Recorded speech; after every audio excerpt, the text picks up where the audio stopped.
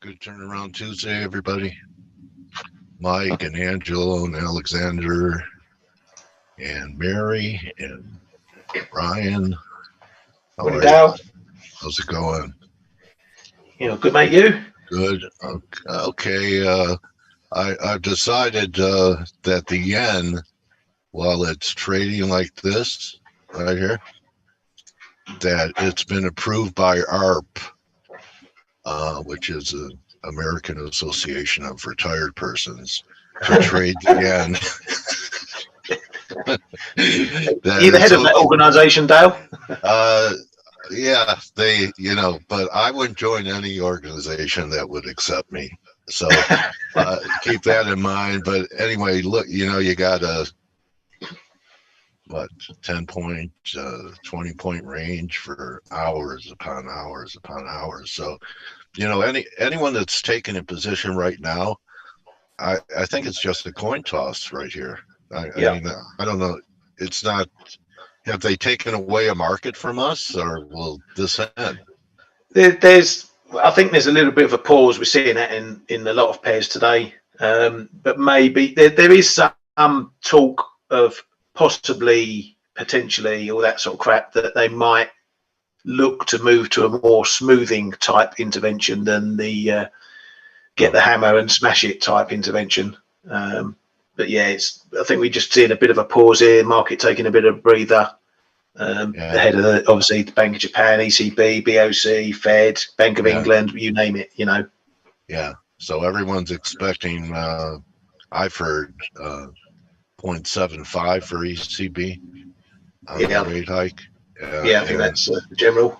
And like here in the US, it's the statement or presser after that makes a difference. What are people talking about that Lagarde might say after they raise rates? Yeah. Anyone know what the message is going to be with what Europe is facing this winter? It's probably going to be the same old. There's no reason for them to change the message. They're probably going to acknowledge the slightly weaker data. They might switch to more of a we need to fight inflation type stance, and accept a bit of recession or economic weakness. They're going to get it whether they like it or not. But with the ECB, there's going to be a load of other guff that comes with it. Will they, talk about QT? Will they change around the terms of their other acronyms, TL, TROs, and all that sort of palaver? But I don't expect the broad message to change. They're going to hike. How they proceed into December is going to be the question. Is it going to be another 75? Is it going to be a 50? They're not predetermined. So that's going to be the conversation, I think. Okay. So, we're looking at the dollar, and, since the reversal day, which turned out to be a reversal week, just sideways consolidation, I guess the question is, do we just break from here, or can we shake out some of these shorts by, getting back over 1220 and maybe rally up towards 1280, 1300? That's kind of what I'm waiting for. It almost feels like the end to me. It's just like, you just have to have a bias and go with it. Almost everything here. Well, that's what Kay mentioned the other day.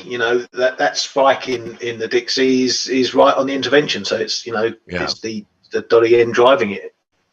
It's a similar picture. Oftentimes euro. It's the euro that's the driver, but the euro is doing nothing. So it gives the other pairs the means to walk around the yard. At least you have some formations going on here in pound and euro, but I don't see any in the dollar.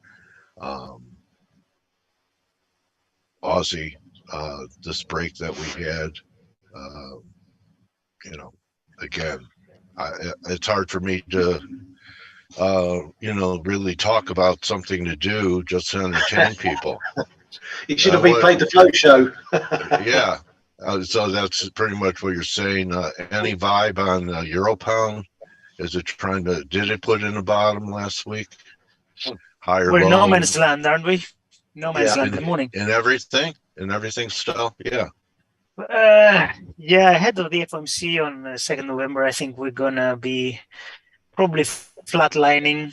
If anything, I think we might get a little bit of dollar weakness, a little bit of yields coming down a little bit, and maybe risk getting bid ahead of it. But the question is what happens afterwards.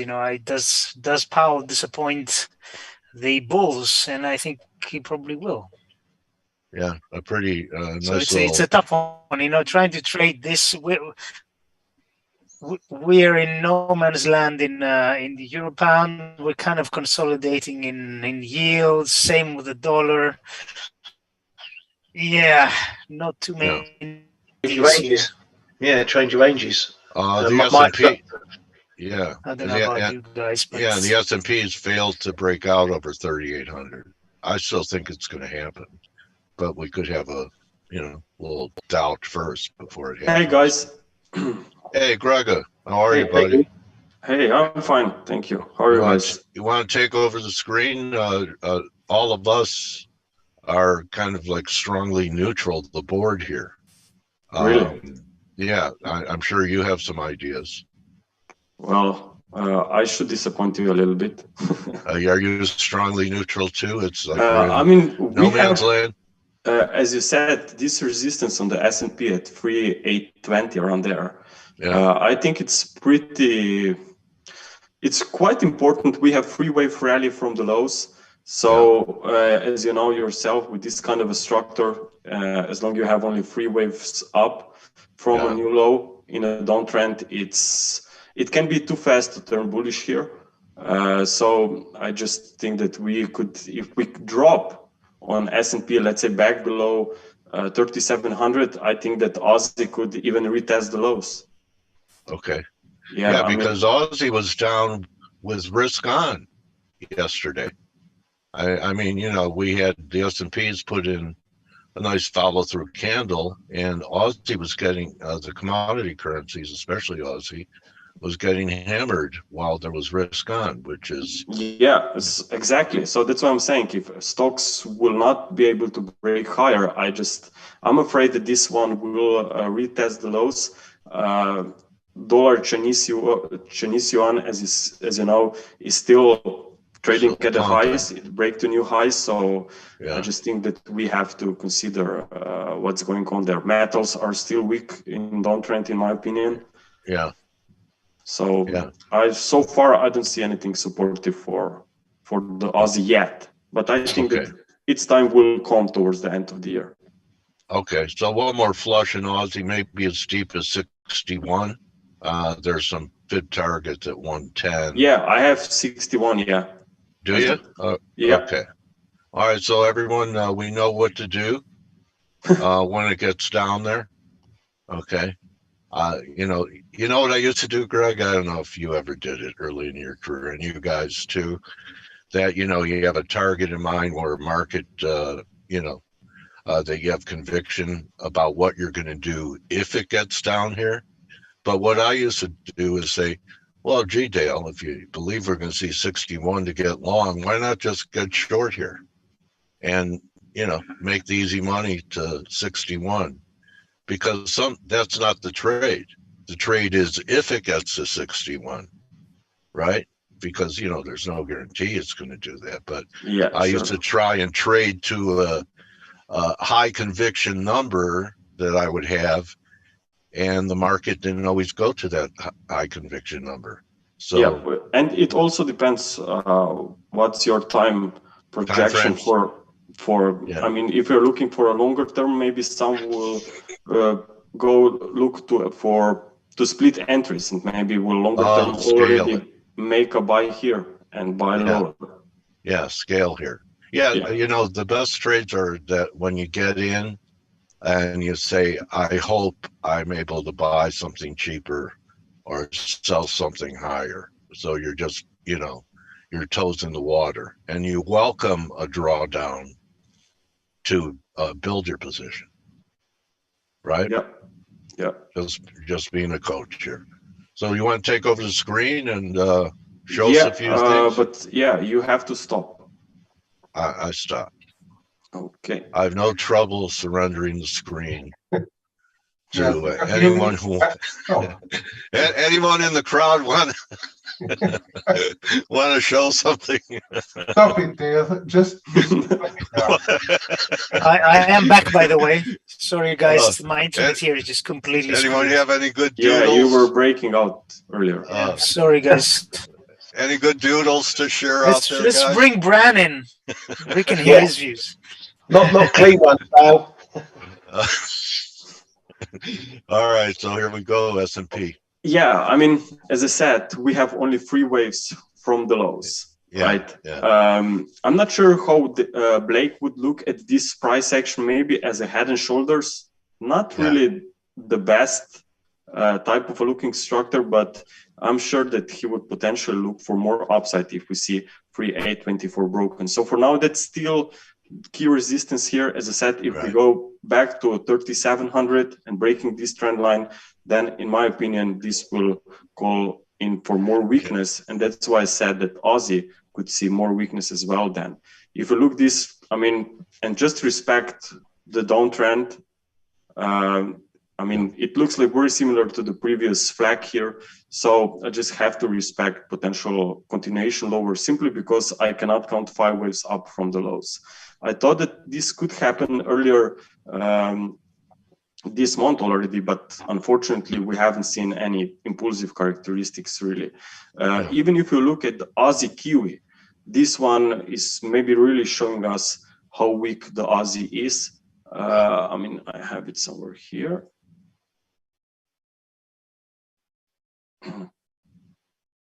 You can see there's some very sharp, aggressive reversal to the downside. So in my opinion, this just suggests that if we want to be short Aussie, then long dollar, then maybe against the Aussie, it's much better choice rather than shorting being long dollar against the Kiwi here. We can see a broken trend line. So I think that this Aussie versus Kiwi will remain under pressure, and maybe this will also be something similar on Aussie versus the US dollar as well. Even if we look at German DAX, when you want to see that, Greg, if you just go back, wouldn't you want to see that complete before you started looking to be long Aussie? Yeah, I mean, that would be ideal, but keep in mind that even if Aussie, and if we go all back in risk on and Kiwi and Aussie will move to the upside, maybe this pair will just be chopping around because Kiwi and Aussie could do some similar move against the US dollar. Got it. So not necessarily, but yes, definitely that would be the best scenario. Can we stop inviting Grega on? He keeps being bearish on Aussie dollar and I'm long. I don't like it. Yeah, I mean, you know, by the end of the year, it's so close. Yeah, I mean, by the end of the year, I think we will get. Where I have this Aussie now?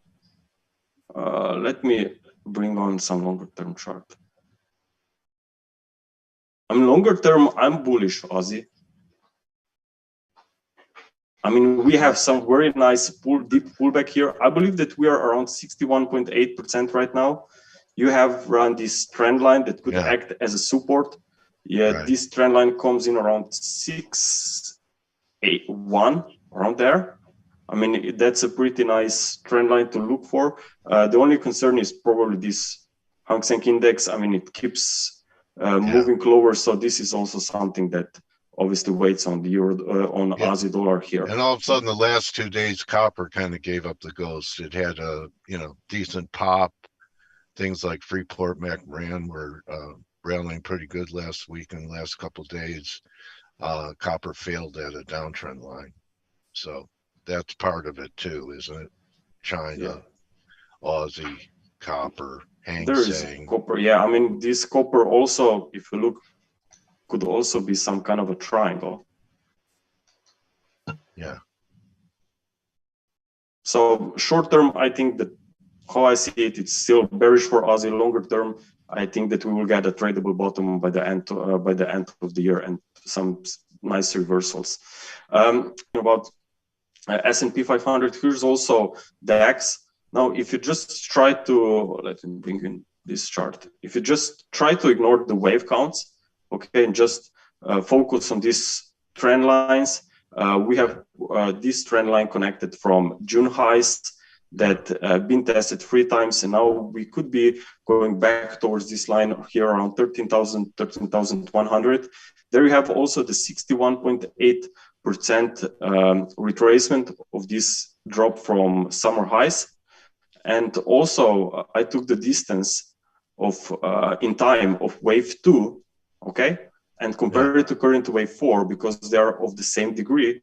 And I'm looking for a wedge here. That's why I'm looking for the 61.8% in price and also in time.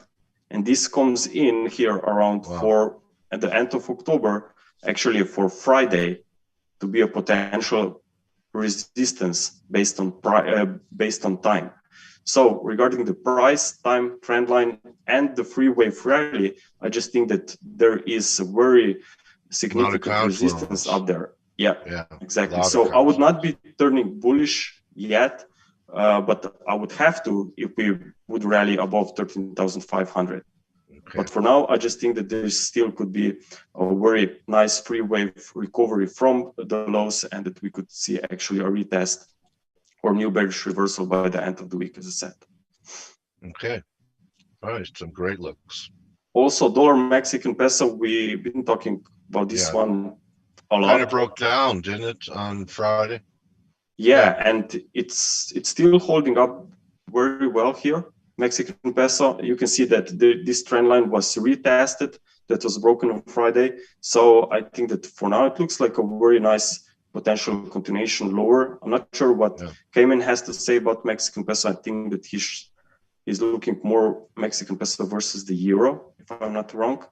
Yeah. But we're just on support there, on a bit of triangle support there in the dollar mix. I've been showing that in the chat room this morning. We are right on it around 1990, 89-ish. I think that could be, and since it's been going sideways for quite a while, holding around these levels, could be an interesting break if we get below there. Yeah, I mean, you think this will then impact the euro Mexican as well? Yeah, as well, but I might actually give it a try on the dollar mix as well. To me, the big level is going to be somewhere in the 1970s. If that goes, it's history. I think then we're going much lower. Yeah. Now, also a quick look here on pound. We've been talking about this one also on this weekend when we had this Trader Summit conference, and you can see that now I'm tracking a triangle here. It's, for me, that's a bullish pattern. Continuation formation. Yes, I'm looking for more upside. Now, very nice support here when looking at the intraday or the substructure of this triangle would be here around 1.12 to 1-to-1. Around there, that's the key zone for this week, I believe, for cable. So as long as we are above the previous 2 swing highs, we'll be expecting a break higher here. Okay, that looks lower than 112, because we were at 1250 yesterday. Where's the more 11.5? Yeah. Oh, okay. Around there, yes. 12.5. Okay. All right. What's 100 pips anyway when you're looking for 800? Yeah, I mean, ranges are very big here, so you have to be very careful here. Okay. Yeah. And, so go ahead. Yeah, I mean, that's how I'm looking for this week. Not sure if anyone else has anything to share. Stel, you haven't seen your charts in a while, or K-Man, I've never seen your setup. If you want to share. I'm not looking at charts, Dale. I'm just listening. Oh, okay. I can show you guys. I mean, I can actually. Okay. Go ahead, Stel. Go ahead. No, it's okay. Let me. No, I will. No, you do it. What? No, okay, man. No, I'll do it. I showed a few charts on the. Let Steve do it. Steve is not here. I'm Steve and I am Stelios, both. He's up. I see the green light on Skype. The guy's going to stay up for a week. Yeah. So I showed some charts on the flow show. So if you were on the flow show, you're going to see the same things again, but it doesn't matter. So I think we're going sideways into the meeting. I mean, we seem to be consolidating a little bit on yields. We might see this. I think we'll probably see this move continue a little bit. So yields a little bit lower, dollar a little bit softer, stocks a little bit higher, probably going into the Fed. I think the Fed is going to disappoint. I think that Powell, and by disappoint, I mean he's not going to say the same things as he did last time. So he's not going to say, "Yeah, we're intent on." This will mean that he's not hawkish if he says that in any way we're looking at market liquidity, or we're going to be, discussing reducing the pace of rate hikes. If he doesn't mention any of that and he just continues saying we are going to be fighting inflation, we're committed to that, then the market is going to get very disappointed in my view. And I think yields are going to break a little bit high. Well, not a little bit. They're going to break higher again for one last push higher, which I think is going to be terminal. So stocks, the S&P is going sideways. We seem to have something of a double bottom. Same with gold, right? But I think if the Fed disappoints, most likely this is going to go. But going into the Fed, I've talked about 3,900. I think there's a very good chance we're going to hit that going into the meeting. So, if you're short stocks, long dollar, it's probably not the wrong trade. I think it's the right trade, but into the next week or so, I think it's probably not going to be the right trade. So that's my opinion. You have things like gold, which looked like it's doing a double bottom, but it's looking weak again. Silver, even worse, coming back down towards these lows. And as I said before, this one on silver looks like a very nice free wave rally, actually. Does it? Yeah, on the previous time frame. On daily. Here, yes. Yeah, that's a very nice clear ABC up. Yeah. From that low, which was at the start of September, I believe. Yeah. Okay. Yeah. But it's going to be a binary event again. We're waiting again for an event which is going to be big. And you know what? The whole market's trying to second guess when the Fed is going to turn. And as I said before, I think they're going to turn. They're going to turn probably first quarter of 2023. But, trying to guess the top or bottom 9 times out of 10, you're going to get hurt. So why take those odds? I don't like that. So I really want to be long, very long gold and silver, platinum, all the metals, but I'm still waiting. I have a very small position, like a tracker position, which is down a bit, but it's not big enough to worry me at all. But I want to get very, very long. So I'm going to be waiting. $17. I'm backing up the truck. I wouldn't be 16, tough. 80, 17. Actually, let's have a look at this. Hold on. What was this? It'll be a 3 drive to a bottom formation for me. I don't know if it's going to be an ending diagonal for Grega, but that'll be the 3rd drive. Oops. There we go.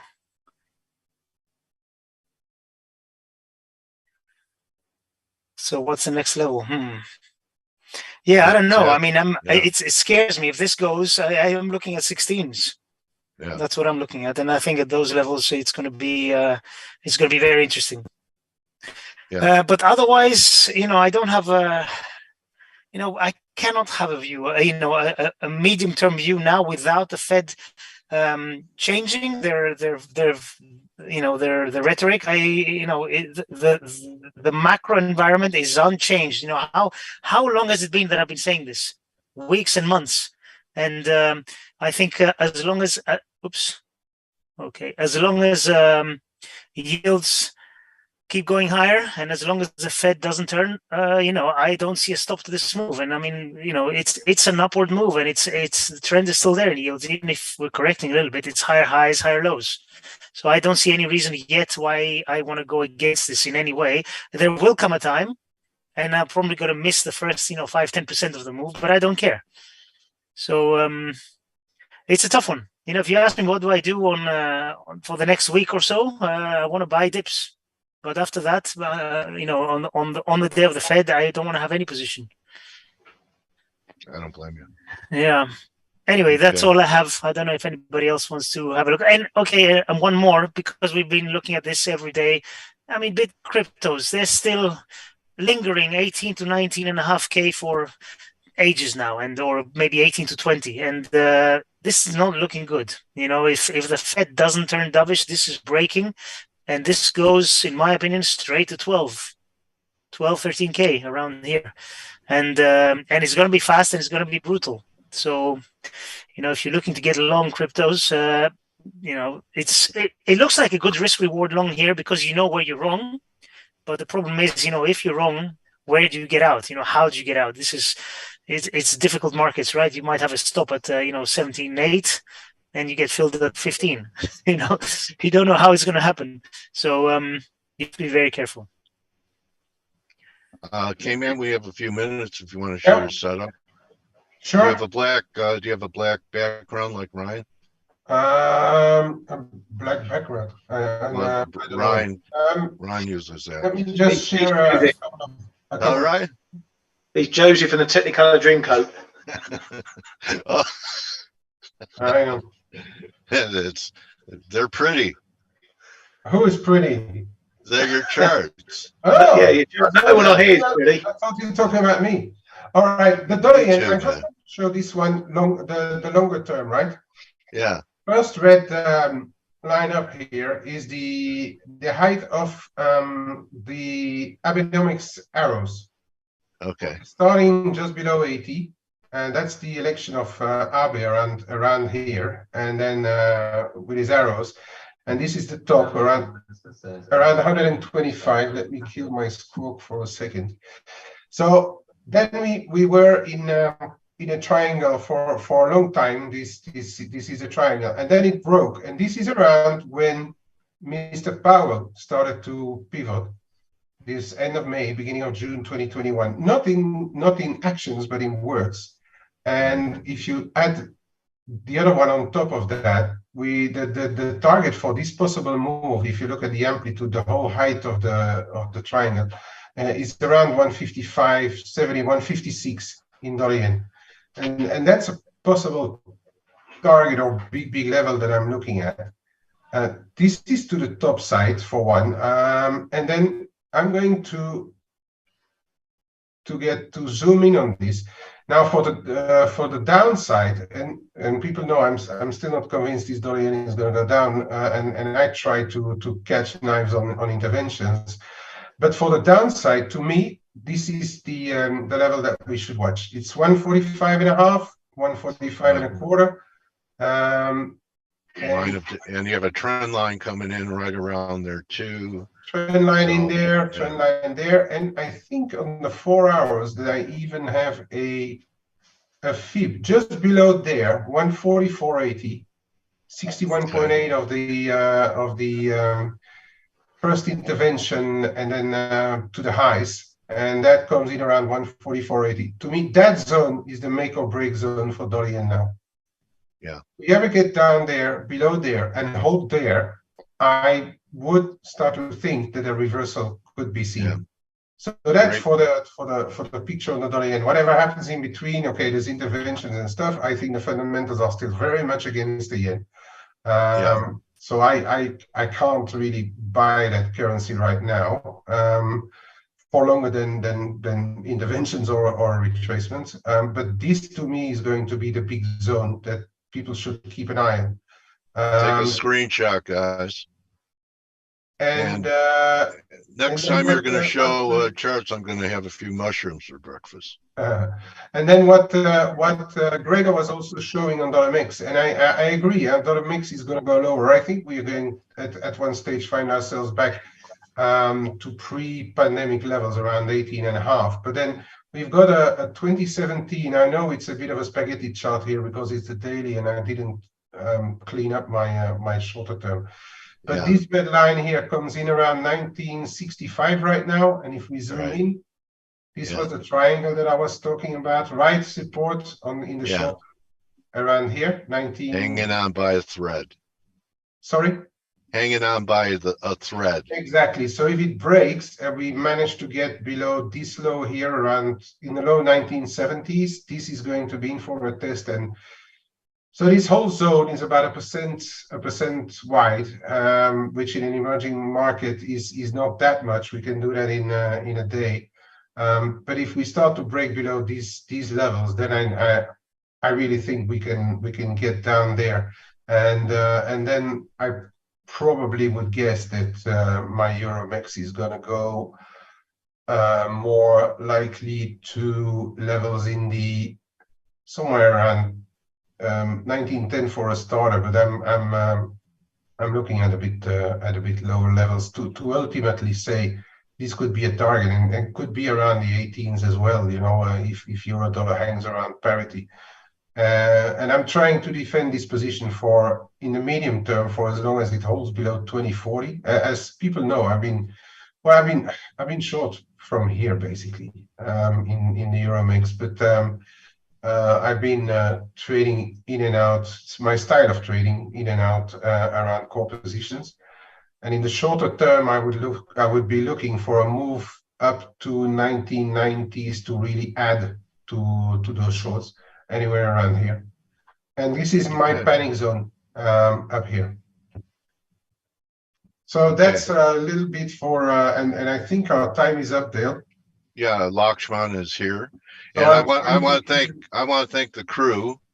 You know, it's like a good NFL team that when someone goes down or isn't on the field to play, that the next man up steps in and you can't tell the difference. And that's what happened here today on F.A.C.E. I want to thank Grega for being here, and Ryan, thank you, and K-Man, thank you, and of course Stelios, you're the water boy Stelios. So, yeah. you're an Iron Man, and you can go. So thank you guys, and you could join the team on the Morning Edge in about 45 minutes. That'll be great too. Thanks for sharing your work, Grega, Stel, and K-Man. Thank you, Dale. And okay, guys, and welcome back to F.A.C.E, Lakshman. Great to have you here, and all of this, conflicting economic situation that we're in, and Fed leaking articles in the Wall Street Journal. So welcome back, Lakshman. How have you been? I've been well, and thanks for having me. Good morning to everyone. Yeah, certainly. Yeah, every day there's some, new unexpected development. Have you ever heard the word unprecedented being used so frequently? Isn't it unprecedented how frequently unprecedented is used nowadays? Yep. I mean, I'm always reminded of there's the old Chinese curse. May you live in interesting times. Okay. Yes. And we certainly have that. Yeah. So if you'd like to share your the screen, I know. Yeah, sure. If you guys are up for, I got some charts for you if you want. Yeah. So it's at the bottom, and right. When you guys were tweeting promoting the interview, I said we were looking forward to seeing you because you give us clarity. You always bring that to the table. So I'm as confused as everyone else is with all these conflicting economic signals. So I'm glad to have you here. Sure. Tell me. Well, yeah, no, I'm happy to be here. Happy to take questions. Okay. Tell me if you can see a slide that says, got it. Cycle risk is investment risk. Got it. You got it. Okay, great. Yeah. And Dale, if there's a particular thing you or the team wants to cover, let me know. This deck talks about cycles in the economy, how they link up with different market prices, kind of laying some market prices over some of the economic cycles. Then it wraps up by talking about inflation cycles the Fed and is this current downturn over? Do we see the end in sight yet, or do we have to be a little more patient? Okay. And that takes about 10 minutes to run through. Yeah, go ahead. All right. I'm patient enough for All right. 10 minutes. If you guys 10 minutes is too long, let me know. Let me know. Just to set the table, again, for those who may not know me, I don't know, some of you may already know me, but I'm standing on the shoulders of some giants of cycle research. So it's 3 generations of research.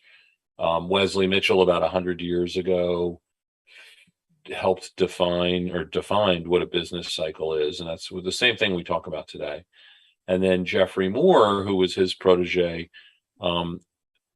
was the father of leading indicators and started to forecast turning points in business cycles and growth rate cycles that we're going to talk about today. We're covering about 22 economies. We've been doing international economies for decades. And so basically the stuff I'm talking about here, it works, and we've tried to break it, okay? And it's not a model, but it's a framework for looking at a free market oriented economy. And that's the requirement, that the economy we're talking about, the US, China, Europe, or whatever, that it's dominated by free market activity. It doesn't mean that there's not intervention. I mean, because obviously there is, but that it's still dominated by free market activity. So this did not work. We tried it in the former USSR. It did not work. We tried it in, we also were trying it in India before the economy was liberalized in the early 90s, and it didn't work. And that's good in a way, because it shouldn't work in a command economy. Gotcha. But so we've done like some testing about where it breaks. Basically, I'm interested in this because I think these turning points, when trends break and go the other way, I think that's like the toughest thing to figure out. Everybody's headed one way, but it's going to break and go the other way. And that's a really interesting moment, because it diverges from the consensus view at that moment, and becomes very valuable. It's also where the big money is, Lakshman. Yeah. You said it. I agree with you 100%. Right. Paul Tudor Jones, so it's not me either. I mean, trading legend like him says all the big money is made at the turns. Quote. Yeah, I remember. I think it was in Market Wizards, but I may have read it elsewhere, where he might have a thesis of a turning point ahead, right? He's not sure, because he trusts, he honors the market, right? And he'll take pot shots at it. He won't put on his big trades until after those pot shots are really working, and then he'll start to load up. And it was a fascinating, I think it's a really interesting way to approach this information. Right. You send out probes. Yeah, you send out probes, and he was a client, so we had a good time. Oh, okay. Yeah. So look, nothing's perfect. We're not perfect, but our record of forecasting turning points is unrivaled. I don't know anyone who does it as well as we do. And so basically, this stuff we're doing is obviously important around cycles. People become more interested in it when the R word, shows up on the newspaper or on the tape. But even away from recessions, accelerations and decelerations in growth are really important. The Fed misreads those and gets in trouble. And I think the antecedents of what's going on today is actually their misreading of what was happening before COVID. It set them up. It kind of got them flat-footed and all twisted in knots, and now they're kind of chasing their tail. They're the opposite of you. They're looking at lagging economic indicators while you're looking at precisely leading. And that doesn't work if something's cyclical and you're reacting to it in a way, in a kind of a engineering sense, you're going to make the cycle bigger, not smaller. Why? I mean, they can afford the best research on the planet or bring in the best research. To me, it almost sounds like it's, not a mistake, that it's intentional. Well, I don't think they're organized. I don't know that they're organized enough to have it fully intentional, but I think there's a lot of economic kind of ivory tower dogma that gets wrapped up in there. Okay. They have 400 some odd PhDs. So they have a lot. We're all at Goldman. Yeah. Well, there may be some revolving door stuff, and not maybe, there is revolving door stuff. That's the crony capitalism, which we don't like. But when we get to the theory, our observation is it's around the 50s or 60s or 70s, you have the economic profession really get enamored with they just had physics envy. They wanted economics, which is not a hard science, to have the stature of the hard sciences, mathematics and physics and medicine and all this stuff. And it doesn't. It doesn't work that way, right? Because we have all our wetware, we have all our greed and fear in there in the economics in a free market oriented economy. And when you've got that psychology kicking things around, it's not something that you model that well. It just doesn't work that way. And still they want it to work that way, so they build bigger, so they could get paid models, like the others. And they build bigger and bigger models, and they have scenarios, and models have a purpose. It's a useful tool to have in the toolbox. It is not going to tell you the risk of a turning point ahead. That it will not do. It just doesn't do that well. It's like using a hammer for a screw. It won't work. And this is if you're interested in the risk of a directional change in growth and inflation, what I'm showing you, I think, is the state of the art. I don't know of anything better. Well, I think that Tom Brady thinks that models have purpose. He married a supermodel. I'm not going to disregard all models, okay? And they certainly have a purpose. All right. But what I'm going to say, though, and this is maybe I'm playing with words a little bit here, which is fun to do, but rather than having a model, we do have a framework. We have a cyclical framework. So it is it's an organized way of looking at the world. And so here, I just want to get down to what are we talking about? So we're talking about cycles and growth. And it's not exact. I think it's pretty. Not everybody would think that this chart is pretty, but I think it's pretty. It's a line of a coincident index growth rate. The coincident index includes the things that Wesley Moore helped identify 100 years ago to define the economic cycle. And it's very straightforward. It's how the output, how much stuff do we make, employment, how many people are working who are in the working population, how much are you earning, not you individually, but the nation, the nation's economy, and how much are you selling? What's the value of what you're selling? And these things are all related. None of them are discrete from one another, right? And it's the reason why, for example, you can't just look at GDP and say, oh, if I see 2 down quarters, it's a recession. And if I don't see 2 down quarters, it's not a recession. Because a recession is the co-movement of those 4 indicators: output, employment, income, and sales, going negative. That's a recession. Or, and I think this is important for market prices, forget about recession. I would just say, for right now, recession is just a bad downturn. Just the acceleration and deceleration in those indicators as a group. And so the shaded areas here are marking off decelerations in those 4 indicators. And it's messy. They don't all move at the same time. It just doesn't work that way. The world is not that simple. It's much more complex.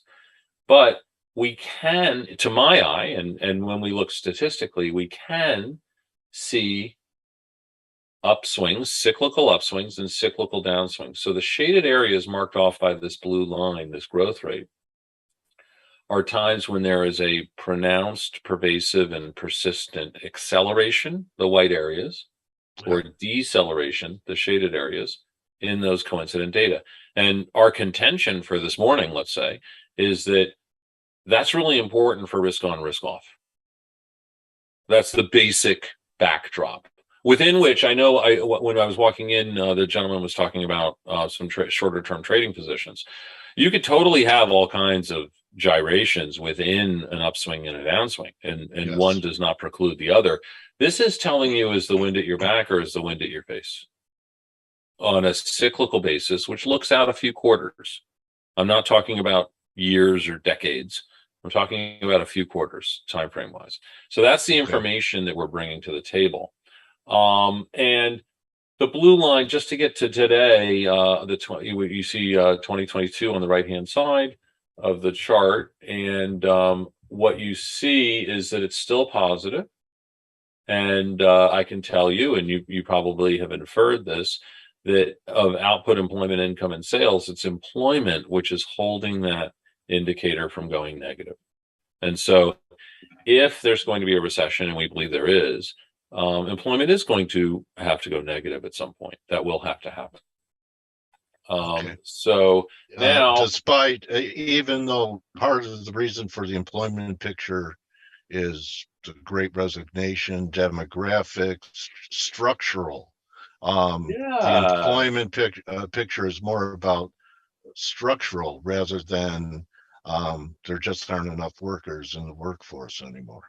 Absolutely. There's a lot of I would say it's a little easier to point to with some of the supply chain stuff, where you can see that we're still in the backwash of kind of the COVID volatility there. But I think there's still some of that happening in jobs too. I mean, I suspect it's a little harder to like draw a straight line. But to the Great Resignation and people, taking time getting back to work for a whole bunch of reasons that may end up being a little more structural, that's all in there. Nevertheless, okay, if there's going to be a recession, and we think there is, we will need to see jobs actually go negative, despite even those structural things. And so that is part of the expectation.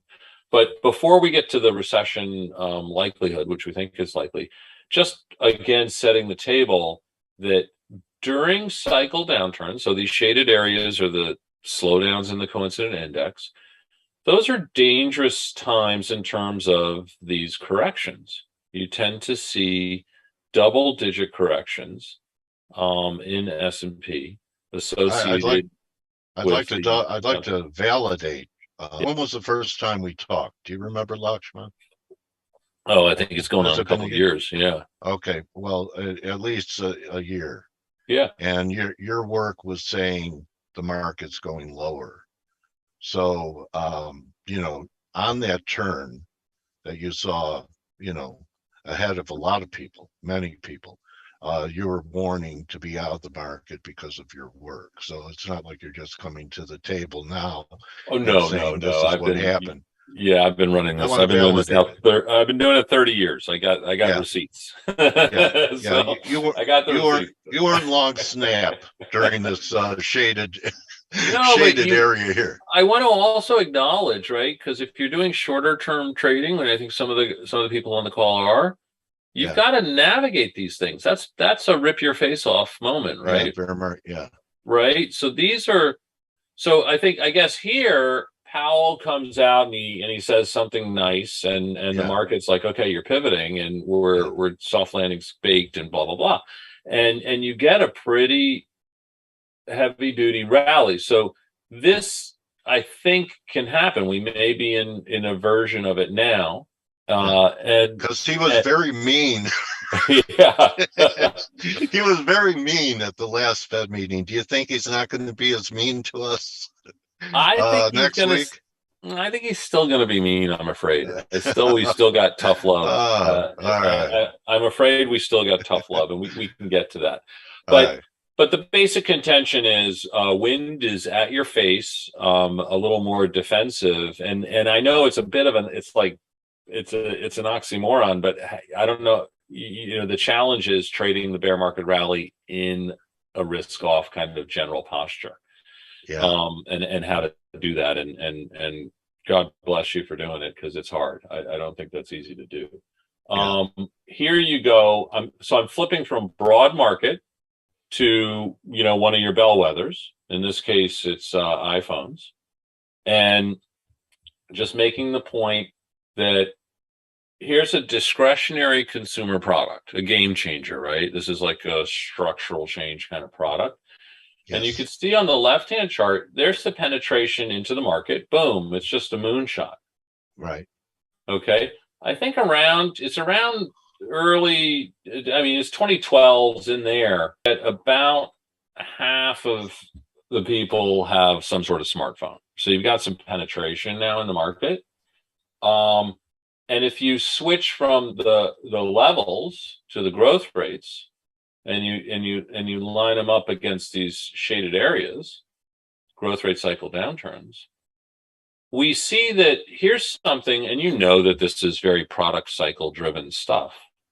But we're seeing, to my eye again, and we can get into nitpicking on this, but we're seeing, I think, more cyclical behavior where the wind is at their back on the upswing and in their face on the downswing. You see? Mm-hmm. And wherever the products are coming out, they're having to deal with that. Okay. Mm-hmm. So I think right now, I mean, this is a more anecdotal, but right, they've come out with some new products. I'm not sure of the dirty details of Apple. I don't look at them that closely, but you know, they're doing that introduction and that product stuff into a very clear downturn where discretionary spending growth is under pressure. Okay, that's the basic thesis. And here, switching from the consumer to a business, I'm picking on Google as the bellwether for ad growth, and showing, you know, to the degree that these are lining up. And I think that is happening. So ad growth would be, advertising revenue growth would be a somewhat discretionary item for a business. Now, a business is coming under pressure. They're trying to manage their costs. These discretionary items are the first things to go, or to come under pressure. I just want to bring up the structural part of employment, Lakshman, is that it was such a struggle for business to find employees, still is, that what they're going to do is cut hours before they let them go. How does that play into your first off, I think a well-managed company, right? Especially if they're, even more so if they're service oriented, is going to really protect their employees. Manufacturing too. You because it's very expensive to hire and fire. Yeah. That is extremely expensive to do. The cost of letting someone go is high, and the cost of training someone up and getting them into your culture and so on and so forth. So it makes me think that since the Fed is looking at that it's going to take overkill. It is. It even goes. So now your original, you're early on in the call, you were making the comment about employment in the current cycle, and with the lack of people in the workforce and so on and so forth. Now, to your point, nominal numbers look pretty good. It's the real numbers. That's how when you look at the economy, you're actually looking at real numbers, real GDP, real earnings, real sales. So inflation adjusted numbers. But when inflation is running hot, your nominal numbers can look pretty darn good. Yeah. And if you're in the C-suite, you got these decent nominal numbers. and you're like, let's do more of that. That looks pretty good. I got double-digit growth in my revenue on the nominal side. Let me just keep going. And when you look at the 1970s, there's a couple of recessions there where you see, interesting, kind of unusual activity of jobs vis-a-vis recession. So in the 73-75 recession, the recession begins in 73, but jobs don't go negative for 8 months. In the 1980 recession, jobs don't go negative until a couple of months after the recession starts. So there is this disconnect between the willingness or the need or the perceived need to fire employees, let them go, and the reality of where you are in the business cycle. And I just can't resist. I was thinking of this gentleman, and I'm not sure how he's doing today, because this was back in the 1990s, and I've lost touch with him. He's a distributor, a major distributor for, like a regional distributor for Caterpillar, and running a big business, and it's a cyclical business, because that's a heavy, that's a big ticket item. Yes. To buy, and there is discretion in that, and if you're tight, you're going to repair rather than buy new, and so on and so forth. And he was saying how he was using our cycle work, and the main benefit, right? I mean, obviously he wanted to do well in business and this and that, but his main benefit was how he was able to take care of his employees. Because by being proactive in managing the business, he really minimized the need to fire people at a recession. And he felt that was one of his major accomplishments as a business person. I mean, and I really take that to heart. Business person with a heart. Yeah. I mean, he's still running a good business and this and that, but he's also, they're working as a family, as a team. So here, I might have shown this before. Cryptocurrency is not immune to cycles. It's risk on, risk off as well. Do you define them as commodities, Lakshman? Not as much. What are they? No, I mean, I might define something like semiconductors as commodities, right? Okay. But here, it's hard to say. Crypto can be a game changer in terms of global